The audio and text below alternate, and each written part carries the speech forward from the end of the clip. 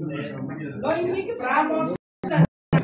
information सम्बन्धी केही प्रश्नहरू हाम्रो समूह नम्बर 3 लाई परेको थियो र हाम्रो समूह नम्बर 3 यस्तो भाग्यमानी कि ज्येष्ठ नागरिकदेखि लिएर जेनजी पुस्तासम्मको अनि जनजातिदेखि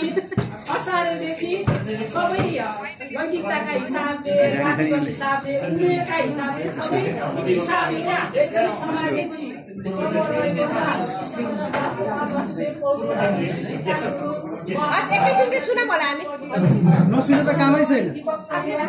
किसान गुरु र मिडियाका हिसाबले पनि मेन स्ट्रिममा काम गर्नेदेखि लिएर स्थानीय हामी लोकल पेपरमा काम गर्ने सम्मका सम्पादकहरू ग्रुपमा जेनजी थिए थिए यो निशान त हाम्रो चाहिँ जेनजीबाट